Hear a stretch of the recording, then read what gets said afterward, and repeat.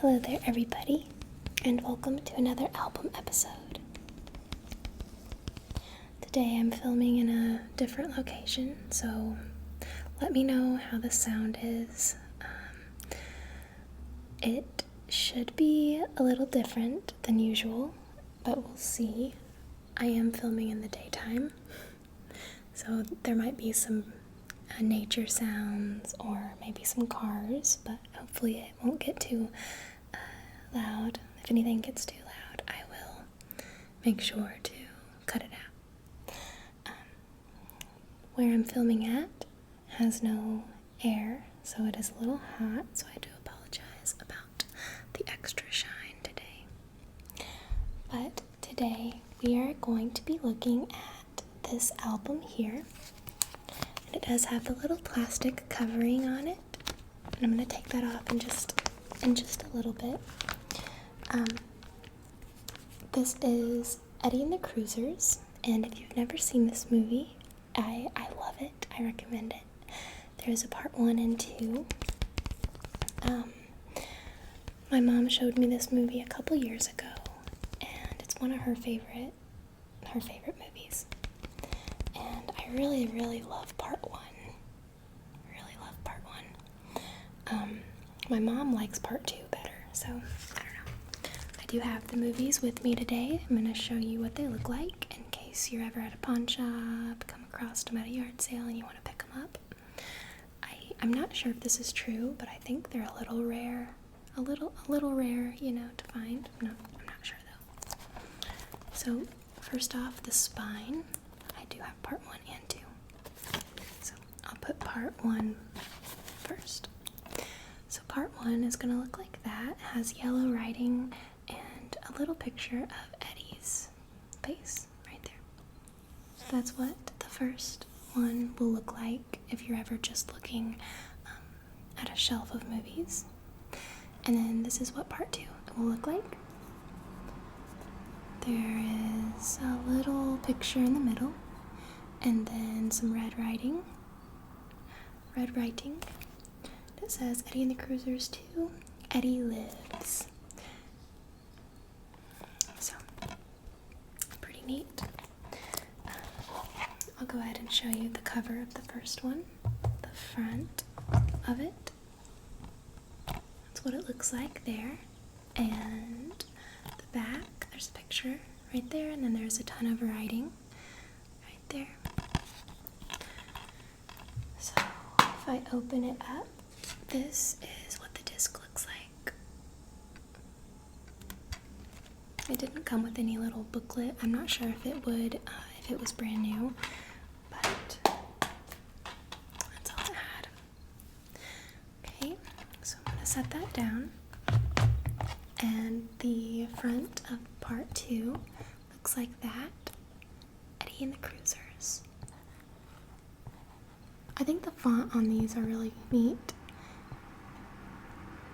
That's CRUISERS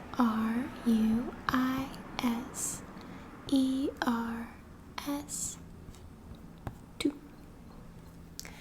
Okay, now let's go ahead and get started with the album. I'm going to go ahead and take the plastic cover off and set that aside. Now, the cover of this is really neat. It's a black and white photo of Eddie on stage, and you can see his microphone right here. And down in the corner, there's his band, okay? You can't really see them too well because it's kind of a darker black and white picture. And then there's Eddie's car right there. Then in red writing it says Eddie and the Cruisers. Now, I do have facts that I'm going to read to you guys today about this. This is original motion picture soundtrack, so pretty cool. I found this at a record shop, and it was like $5, and I about lost it. I was like, oh my gosh, it was amazing. I found this last October, or last November. So, down at the bottom, before we flip over, it says original music by John Cafferty, performed by Beaver Brown. So I'm going to go ahead and flip it over really quickly. I will tell you the sleeve is just a plain sleeve, but we will still make some sounds with that before we move on to any facts or anything. But first I want to show you the back of this. There are several pictures right here on the back. This is Eddie, the main guy in the band. Here's a picture here of Eddie's girlfriend. In part 1, he has a different girlfriend in part 2. Here's a picture here, and another picture there of them performing. Okay, now my favorite song on this entire album is On the Dark Side, and I guess that's pretty, unoriginal for me, but I love it. Like, it's the main song of the movie. It's my favorite song. That's why I'm wearing this shirt that says The Dark Side. I love it, and I will link my favorite songs in the description like I do with all of these album episodes. If you've never listened to it, give it a listen and see if you like it. So, yeah. So the first song on side 1 is On the Dark Side. The next one is Tender Years. My mom really likes that one. The third song is Run Around Sue. The next one is Down on My Knees. And the last song on side 1 is Hang Up My Rock and Roll Shoes. Hang up my rock and roll shoes. So let's read what songs are on side 2. Wild Summer Nights, Boardwalk Angel, Betty Lou's Got a New Pair of Shoes, Those Oldies But Goodies, Remind Me of You, is in parentheses, and then Season in Hell, and then Fire Sweet is in parentheses on that one. So, let's see. So, this was produced by Kenny Vance, recorded at RCA Recording Studios, New York City, New York, and the Village Recorder, West Los Angeles, California, recorded and mixed by Mike Getlin. Assistant engineer Robin Lane. All songs performed by Beaver Brown, John Cafferty lead vocal and guitar, Michael Tunes saxophone, Gary Grimolini on guitar. Let's see, Kenny Joe Silva on drums, Robert Nicholas Katoya on piano, and Pat Lupo on bass guitar. Except Those Oldies But Goodies, Remind Me of You, and Betty Lou's Got a New Pair of Shoes. Let's see, Kenny Vance, lead vocal, Michael Tunes and tune saxophone, Gary Grimonoli on guitar, Kenny Joe Silva on drums, and Robert Nicholas Katoya on piano, Pat Lupo on bass. So, that's all the information that this album says on it, and that's why I'm going to read some facts that I saved on my phone. But first, let's go ahead and take the album out and just see if there's anything really special on the vinyl. So it looks the same on both sides, so I'm just going to hold it up and show you. And it says Scotty Brothers Original Motion Picture Soundtrack, Eddie and the Cruisers. So that's what the middle part looks like there. There's a little picture of I believe that's a tiger on the top there. So, pretty cool. Let me just put this in the sleeve. Very carefully, very gently. Alright.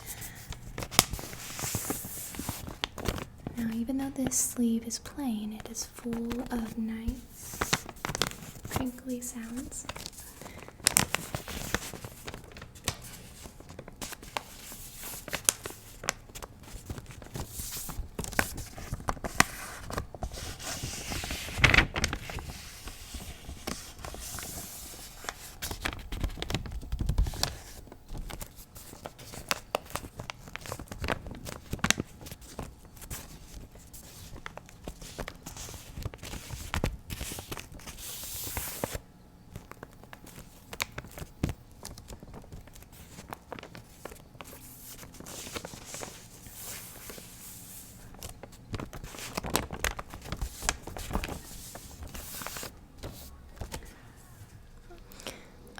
So I'm just going to read some facts and the description of the movie and tell you guys a little bit more about it. So this, Eddie and the Cruisers, it was a PG film, and it was released in 1983. It was a drama/indie film, and it was an hour and 35 minutes long.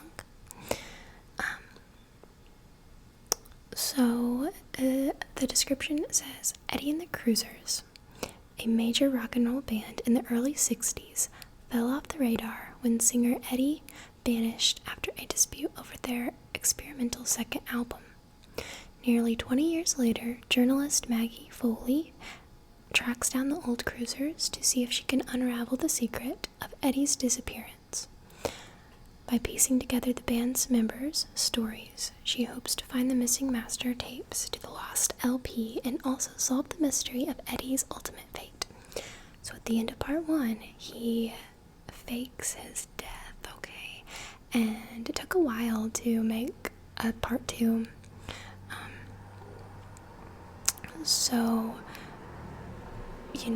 That's why part 2 is called Eddie Lives. No one knew really what happened to him after part 2. So what happens is, in part 2, he goes into hiding, and nobody knows, not even his band members or his old friends, no one knows that he's still alive. And then towards the end of the movie, they all find out that he is alive still. Okay, so that's a little quick description of the 2 movies, just kind of like a summary of it.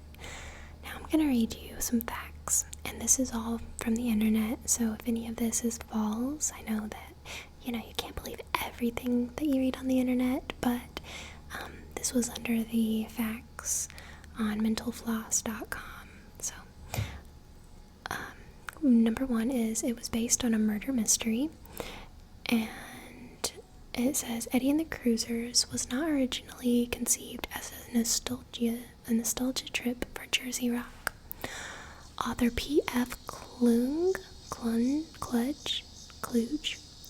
wrote the 1980s novel. It was based on as more of a thriller, with Eddie's former bandmates reflecting on their heyday, with the presumed dead Wilson as a killer tries to find some missing records the singer made before his apparent death.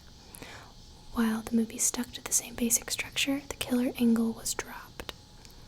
Wow, so that could have been like a total different movie. It could have been a total horror film, a murder mystery. So that's pretty interesting. Let's see. Number 2, Rick Springfield wanted to play Eddie. Itching to grow out of his scrubs on General Hospital, soap opera actor/singer, Rick Springfield lobbied for the title role in Eddie and the Cruisers.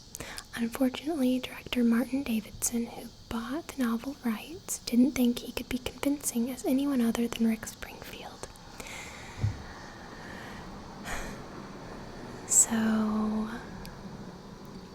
So he had been typecasted by this point, it seems. While he might have been great in the part, Davidson said he wouldn't have spanned the history of the missing musician. So, it wouldn't have stood the test of time. Okay, number 3, the band got advice from the boss. When producers went looking for a group to supply original music that would be lip-synced by the cast, they found John Cafferty and the Beaver Brown Band, named after a paint color, toiling in and around New Jersey. Their Bruce Springsteen-esque sound actually had some endorsement from Springsteen himself. Cafferty told people that the boss was around for their early gigs and helped guide him through some of the scenes from the movie, maybe. The picture kind of cuts out, so I didn't get to read that last part. Okay, the fourth fact is Ellen Barkin hated making it. Ellen Barkin, who played the later-day investigative reporter looking into Eddie Wilson's death, was not enthused about making the film. That's what we liked to call a pay-the-rent job, she told the AV Club in 2010. It wasn't a script I liked. Barkin said her agent more or less talked her into it on the promise she'd only have to work on it for a couple of weeks. See, I don't understand that. Like, why would anybody not want to be in any movie, you know? Like, especially one like this, just to be a part of this project is amazing. Okay, number 5, the director was pretty mean to Michael Parr.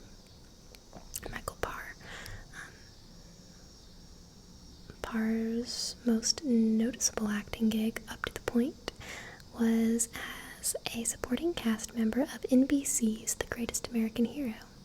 Davidson didn't have much confidence the young actor could pull off some of the more emotionally demanding scenes required. He essentially put him on acting probation. "If you mess up tomorrow, you're fired," he allegedly told Parr. The animosity was strong enough that Parr's co-stars held a meeting and told Davidson that if he fired at the actor, they'd walk off the shoot. Now that is some supportive co-workers. Let's see. Sylvester Stallone made an important introduction. When Davidson had Cafferty's master recording set, he needed a record label to distribute it. Having directed Sylvester Stallone in 1974's The Lord of Flatbush, he approached the actor to put him in touch with Scotty Bros Records, the label that had helped facilitate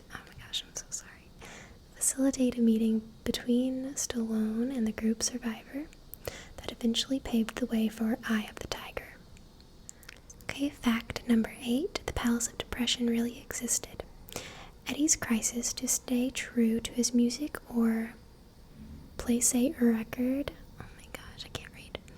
industry executives come during a scene shot at the Palace of Depression, a massive junkyard with parts and assorted junk artistically arranged. It wasn't just set dressing. The palace opened in 1932 in Vineland, New Jersey, after a man named George Daner lost his savings in the stock market crash. Arriving in the state, he took to using trash to build out a small patch of land. A restoration society is hoping to reopen the site in 2017. Let's see, number 9, the sequel went through 14 drafts. Oh my, that's quite a lot.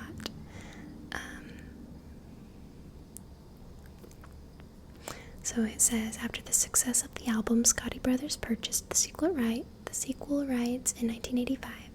The film wouldn't see the light of day until 1989.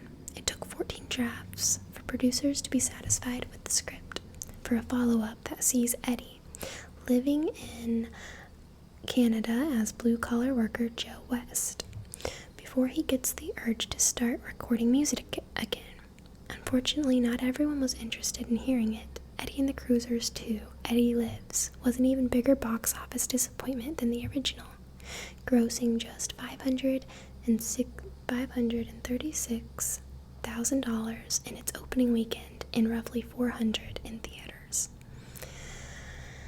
So, that is sad.